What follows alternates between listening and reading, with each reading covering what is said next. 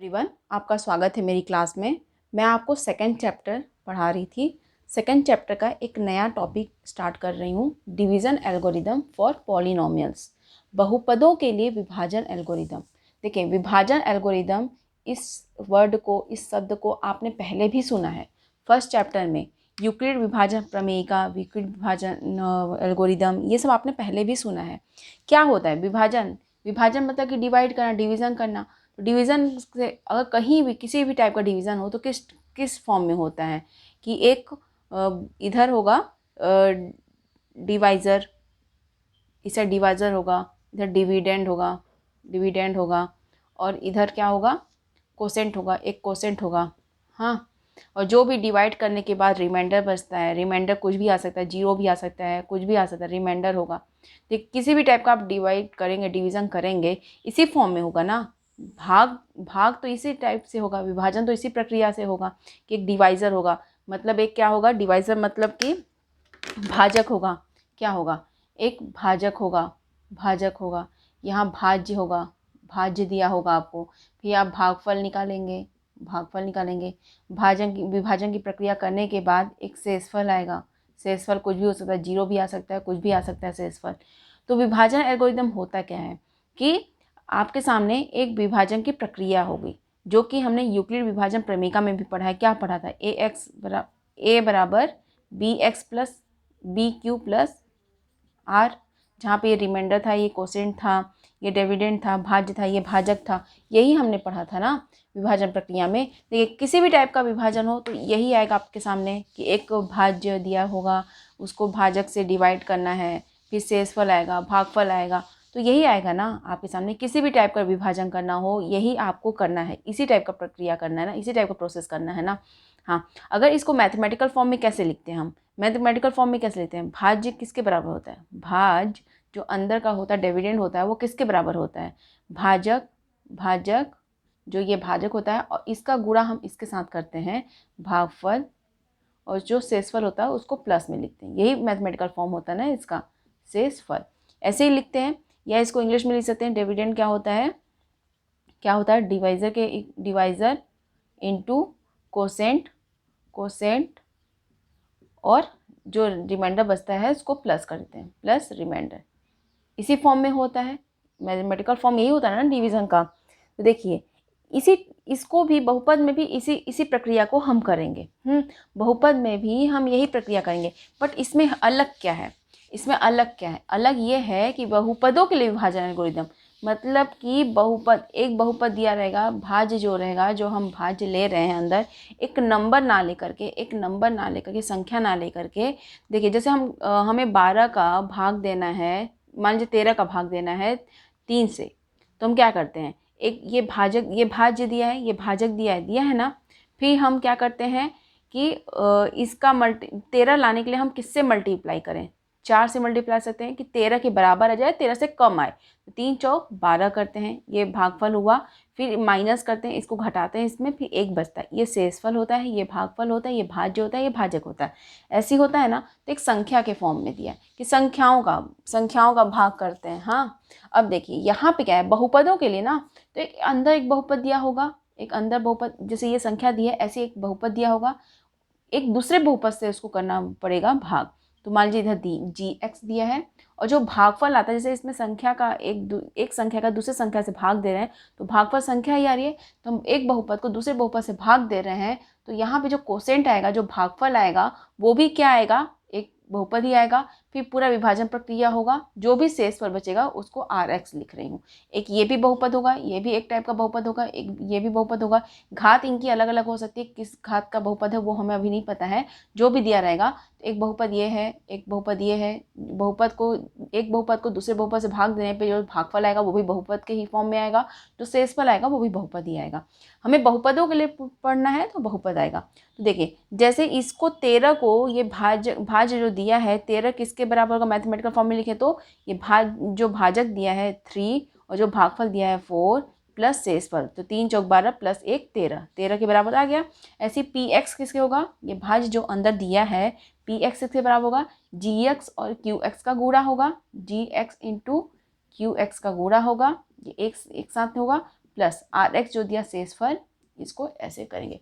तो मुझे उम्मीद है एक आपके सामने दिया रहेगा बहुपद, दूसरे बहुपद से भाग देंगे तो भागफल आएगा, जो भी माइनस करने पे जो भी आएगा यहाँ पे बहुपद, माइनस करने पे जो भी शेषफल बचता है वो आर एक्स है। तो पी एक्स को हम किससे डिवाइड कर रहे हैं, जी एक्स से। एक बहुपद को दूसरे बहुपद से भाग देने पे जो भी आएगा, जो भी भागफल आएगा, हाँ जो भी आता है, देखिए इससे इसको डिवाइड किए, इसको इससे डिवाइड किए, फिर क्या आएगा, जो भी बचता है भागफल आता है, फिर जो रिमाइंडर बचता है, जो रिमाइंडर बचता है। तो मुझे उम्मीद है आप समझ रहे होंगे कि कैसे भाग देना है, भाग देने पे कैसे करना है इसको। हाँ, बहुपद दिया रहेगा, बहुपद दिया रहेगा, एक बहुपद को बोल देगा, एक पी एक्स को किससे डिवाइड करना है, जी एक्स से। हाँ, जो भी इसका भागफल आएगा देखेंगे, भागफल क्या आता है, शेषफल क्या आता है, ये देखना रहेगा अपने को। हाँ, ये कैसे प्रक्रिया होगी, ये कैसे विभाजन प्रक्रिया होगी, हम उसको समझेंगे एल्गोरिदम को। बट मैं आपको पहले समझा रही हूँ कि आपको कि क्या है, क्या भाग क्या है, किससे बहुपदों के लिए विभाजन एल्गोरिदम क्या है, बहुपद को, एक बहुपद को दूसरे बहुपद से डिवाइड करना। देखिए अब इसमें एक चीज़ और ध्यान देना पड़ेगा, एक चीज़ और क्या है, बहुपद दिया ना, बहुपद की घात क्या है, इस पर ध्यान देना पड़ेगा। देखिए एक बहुपद दिया है, जैसे कि हम सामने आपके दिया है 13, 13 में हम किसका डिवाइड किए थे, 3 से। तो 3 छोटा है ना, इससे 3 छोटा हो सकता है या बराबर हो सकता है। 13 का 13 से डिवाइड कर सकते हैं, बट 13 का भाग 14 से तो नहीं ना दे सकते, नहीं दे सकते ना, जैसे इसमें नहीं दे सकते हैं। 13 का भाग 2 से, 3 से, 4 से, 12 से, 13 से दे सकते हैं, बट उससे कम से दे सकते हैं ना। उससे ऐसा तो नहीं है ना कि उससे ज़्यादा देंगे, 13 का भाग 14 से देंगे, ऐसा तो नहीं देंगे, उससे कम ही देंगे। तो क्या होगा, इसमें भी वैसे ही समझिए, उस बहुपद को भी ऐसे समझिए। देखिए जो पी एक्स बहुपद है अपना, पी एक्स बहुपद का जो भी डिग्री होगी, जो भी घात होगी, जो भी घात होगी, डिग्री घात होगी, हाँ पी एक्स की जो घात होगी, हाँ, और जो क्यू एक्स जी एक्स की घात होगी, ऐसे डिवाइड कर रहे हैं, पी एक्स का भाग किससे दे रहे हैं, जी एक्स से। तो इसकी जो डिग्री होगी, घात होगी, घात होगी, देखिए जैसे हम 13 का डिवाइड 12 से दे रहे हैं, 13 का डिवाइड 2 से दे रहे हैं, 13 का डिवाइड 1 से दे रहे हैं, 13 का डिवाइड 13 से दे रहे हैं, 13 का डिवाइड 13 से दे सकते हैं, मैक्सिमम तो यही होगा ना, इससे कम हो सकता है, मैक्सिमम तो यही होगा, सबसे ज़्यादा यही होगा। तो 13 का भाग 14 से तो नहीं ना देंगे, नहीं देंगे ना, पॉइंट में आ जाएगा, बट उससे कम ही से देंगे ना।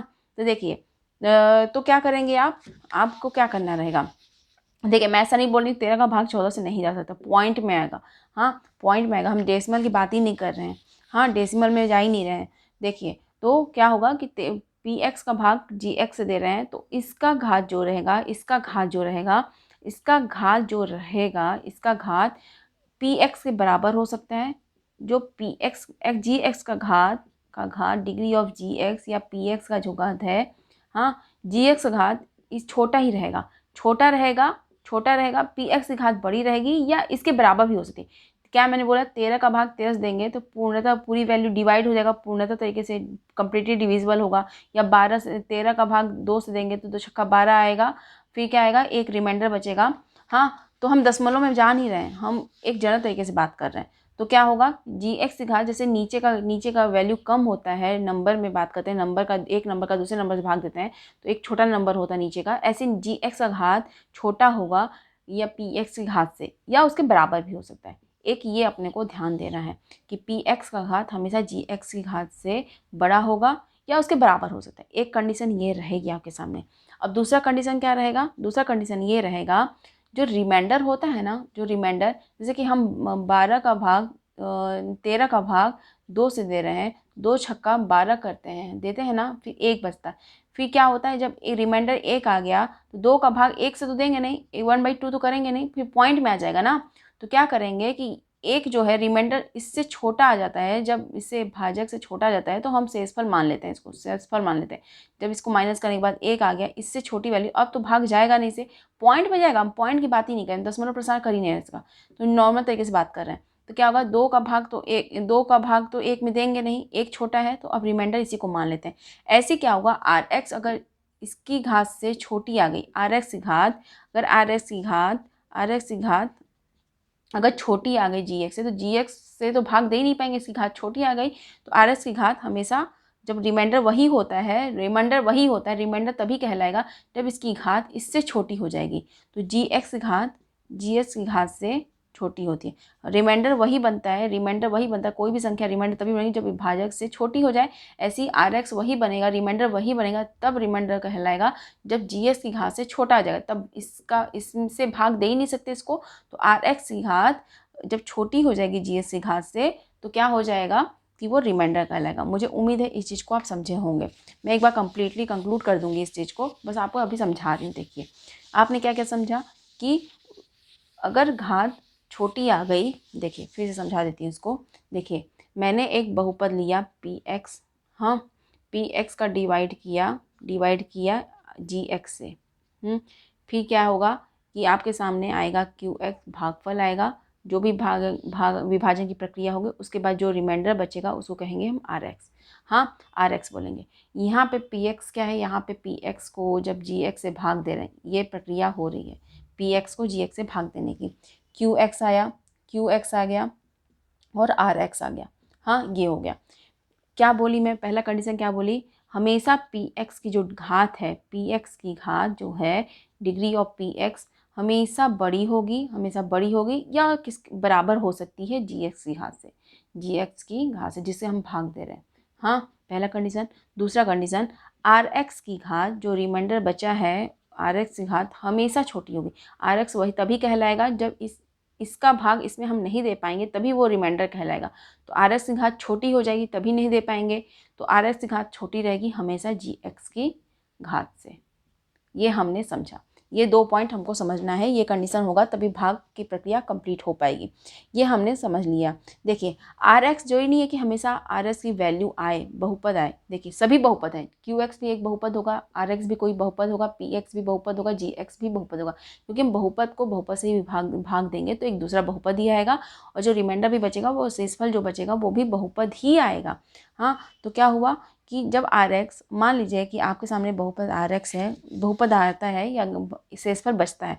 कभी कभी अगर ऐसा भी सोचना ना, यदि ये RX कभी कभी ऐसा होगा ना कि पूर्णतः PX पूर्णतः GX से विभाजित हो जाए, यदि तो विभाजित हो जाएगा तो कुछ शेषफल बचेगा ही नहीं। यदि RX की वैल्यू 0 हो गई, अगर शेषफल 0 हो गया, PX को GX से भाग देने पे RX का मान 0 हो गया, बहुपद 0 हो गया, इसका मतलब क्या है, अर्थात इसका मतलब क्या है, मतलब क्या है कि PX क्या है GX से कंप्लीटली विभाजित हो गया, पूर्णतः विभाजित हो गया, कंप्लीटली डिवाइड हो गया, विभाजित हो गया। हाँ क्या हो जाएगा, completely divisible by GX। PX is completely divisible by GX। अगर PX जैसे कि हम 12 का भाग 2 से दें, 2 छक्का 12 आ गया, तो रिमाइंडर 0 बचा ना, तो 0 बचा मतलब कि 2 से पूर्णतः 12 विभाजित हो गया, तभी 0 बचा, तो 0 रिमाइंडर बचा है, मतलब कि PX जो है GX से पूर्णतः विभाजित हो गया, कंप्लीटली डिविजिबल बाई GX। हाँ विभाजित हो गया। अब इसका मतलब क्या है, देखिए 12 को मैंने 2 से विभाजित किया, इसका मतलब क्या है, 2 क्या है, 2 का मल्टीपल है, इसका मतलब यह है, देखिए इसको भी समझिएगा। अब मैं क्या समझाना चाहती हूँ, देखिए अब इसको समझिएगा, इस चीज़ को जरूर समझिएगा। देखिए मैंने बोला कि 12 का डिवाइड किया, इस पॉइंट को आपने लिख लिया ना, अब मैं आपको फिर से बताती हूँ, इस पॉइंट को आपने लिख लिया होगा, इस चीज़ को समझिएगा, ये भी बहुत अच्छा पॉइंट है। देखिए अगर मैंने एक नंबर का एग्जांपल ले रही हूँ, 12 का डिवाइड किया मैंने 2 से, तो 2 छक्का 12 और 0 बचा। इसका मतलब क्या है, 12 जो है 12 2 का क्या है, 2 का मल्टीपल ही है ना, 2 का मल्टीपल है, 2 का मल्टीपल मतलब 2 का गुणज है, 2 का गुणज क्या होता है, 2 का गुणज क्या होते हैं, 2 के गुणज क्या होते हैं, 2 के मल्टीपल क्या होते हैं, 2 एकम 2, 2 दूनी 4, पहाड़ा पढ़ते जाइए, टेबल पढ़ते जाइए, 2 एकम 2, 2 तीन 4, 2 3 6, 2 चौको 8, 2 पंचे 10, 2 छक्का 12, 2 सत्ते 14, 2 अठे 16, 2 नौ 18, बहुत लंबा क्या हो जाएगा कि इनफाइनाइट तक चल जाएगा, अनगिनत हो जाएंगे, इसके तो कोई नंबर ही नहीं है। 2 का मल्टीप्लाई 100 से कीजिए तो भी उसका गुणज होगा, 2 का मल्टीप्लाई 200 से कीजिए, 1000 से कीजिए, 1 लाख से कीजिए, तो क्या है 12 किसका मल्टीपल है, इसका मतलब ये है कि 2 का मल्टीपल है, गुणज है 12, क्या है 2 को 6 से मल्टीप्लाई करते हैं तो 12 आता है, तो मतलब 2 का मल्टीपल है 12, 2 को 6 से मल्टीप्लाई करने पे 12 आता है। इसका मतलब ये है, अगर डिविजिबल है पूरी तरीके से, इसका मतलब ये है 12 जो है 2 का मल्टीपल है, 12 जो है 2 का मल्टीपल है। ऐसा भी बोल सकते हैं कि 12 का फैक्टर, 12 का फैक्टर क्या है, 12 का फैक्टर, इसको समझिए, 12 का फैक्टर, 12 इसको समझिए था। देखिए 12 का फैक्टर, 12 के फैक्टर क्या क्या हो सकते हैं, एक हो सकता है, 12 किससे किससे डिवाइड हो सकता है, 1 से, 2 से, 3 से, 4 से, 6 से, फिर 12 से। 12 के फैक्टर, 12 के गुणांक क्या क्या हो सकते हैं, 12 के गुणांक, गुणांक और मल्टीपल आपको मैंने फर्स्ट चैप्टर में समझा चुका अच्छे से। 12 का फैक्टर क्या क्या हो सकता है, 12 को किससे किससे डिवाइड कर सकते हैं, 1 से डिवाइड कर सकते हैं, 2 से डिवाइड कर सकते हैं, 3 से कर सकते हैं, 4 से कर सकते हैं, 6 से कर सकते हैं, 12 से कर सकते हैं। तो क्या इसका मतलब है कि 12 का ये क्या है, 2 क्या है, 2 12 का फैक्टर है, ये समझ सकते हैं। या ऐसा भी बोल सकते हैं 2 का गुणज 12 है। मुझे उम्मीद है इस चीज़ को समझेंगे। देखिए 12 का फैक्टर 1 2 3 4 6 12 है। इसका मतलब क्या है, 12 का फैक्टर है, 12 का फैक्टर 2 है। जो 2 से हम भाग दे रहे हैं उसके बारे में बात करें, 12 और 2 के बारे में बात करें, 12 का फैक्टर 2 है। हाँ, या ऐसा बोल सकते 2 का गुणज 12 है, 2 का मल्टीपल 12 है। मुझे उम्मीद है इस चीज़ को आप समझे होंगे। अब मैं फिर से बता रही हूँ आपको। अब बहुपद के फॉर्म में बताइए, जो बहुपद को हमने भाग दिया है उसको समझते हैं। देखिए आपके सामने बहुपद है पी एक्स, किससे भाग दे रहे हैं, जी एक्स से। क्या आ रहा है भाग पर, क्यू एक्स आ रहा है, रिमाइंडर क्या आ रहा है, आर एक्स आ रहा है। अगर हम पी एक्स को जी एक्स से भाग दे रहे हैं और रिमाइंडर 0 आ रहा है, यदि पी एक्स को जी एक्स से भाग देने पे आर एक्स की वैल्यू 0 आ रही है, मतलब कि पी एक्स पूर्णतः जी एक्स से कम्प्लीटली डिविजिबल बाई, पूर्णतः विभाजित है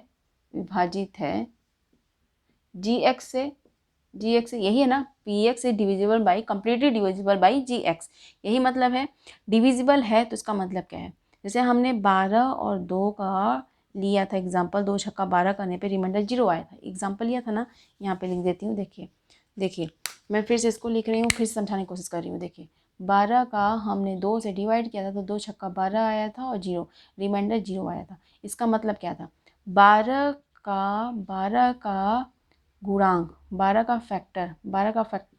का गुणांक क्या है, 2 है, या 2 का गुणज क्या है, 2 का गुणज है 12। ये हमने ये समझा था ना। अब ऐसे ये देखिए कि इसका मतलब क्या है, जी एक्स जो है, जी एक्स का देखिए इस पॉइंट को समझिएगा, जी एक्स का गुणज है, मल्टीपल है पी एक्स। हाँ, इसका मतलब ये है जी एक्स का मल्टीपल है पी एक्स, या ऐसा बोल सकते हैं पी एक्स का फैक्टर, पी एक्स का गुणांक। देखिए जी एक्स का गुणज है पी एक्स, जी एक्स का गुणज है पी एक्स, क्योंकि जी एक्स छोटी वैल्यू उसको किसी से गुणा किए हैं क्यू एक्स से, तो ये आ गया। या ऐसा बोल सकते हैं कि पी एक्स का गुणांक है जी एक्स। मुझे उम्मीद है इस चीज़ को आप समझेंगे। नहीं दिख रहा है क्या आपको, देखिए यहाँ पे लिखती हूँ। देखिए जी एक्स, जो जी एक्स है, जी एक्स का गुणज है पी एक्स, ये पॉइंट। या ऐसे बोल सकते हैं पी एक्स का गुणांक है, गुणांक मतलब कि फैक्टर है जी एक्स, गुणज मतलब कि मल्टीपल। ये पॉइंट आपको समझ आ गया कि क्या है, यदि अगर आर एक्स पूरा 0 हो जा रहा है, अगर आर एक्स 0 हो जा रहा है, तो जी एक्स क्या है, पी एक्स का, जी एक्स जो है पी एक्स का गुणांक है, या ऐसा बोल सकते हैं जी एक्स का गुणज है पी एक्स। मुझे उम्मीद है इस पॉइंट को आप समझे होंगे। तो अगर जब आर एक्स की वैल्यू 0 हो जाए, जब कम्प्लीटली विभाजित हो रहा है, कम्प्लीटली डिविजिबल हो रहा है, तो इस केस में ऐसा होगा। हाँ, तो मुझे उम्मीद है इस पॉइंट को आप समझे होंगे कि डिविजिबल कैसे करना। डिविजिबल को एक बहुपद दिया रहेगा, हमने समझा, ये एक बहुपद पी एक्स दिया रहेगा, उसको डिवाइड करेंगे जी एक्स से।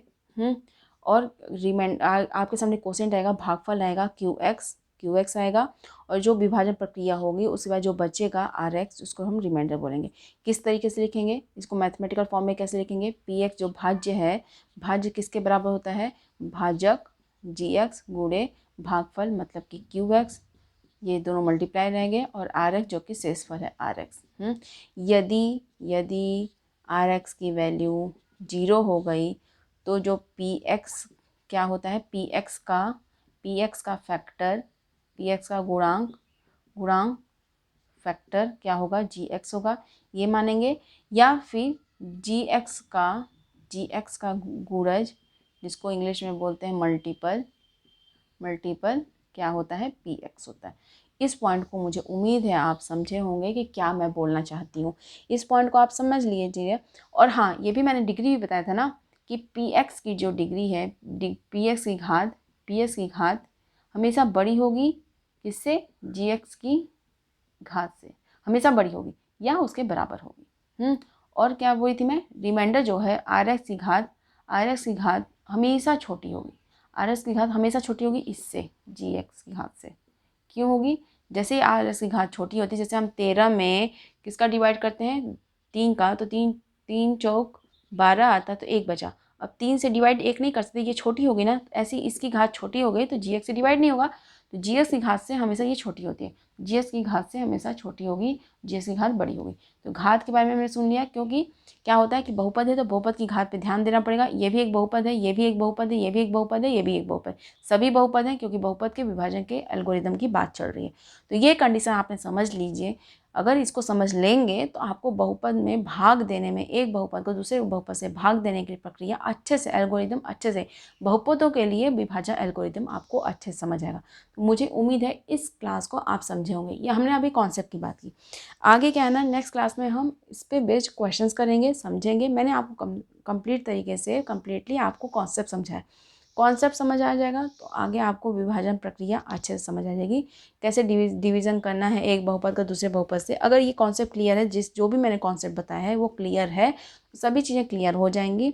मुझे उम्मीद है इस क्लास को आप समझोगे। अगर मेरी क्लास आपको पसंद आई तो लाइक कीजिए, सब्सक्राइब नहीं तो सब्सक्राइब कीजिए, अपने फ्रेंड्स के बीच में शेयर कीजिए, उनको भी हेल्प करेगी ये क्लासेस। तो इस क्लास में सिर्फ इतना ही। Thank you so much.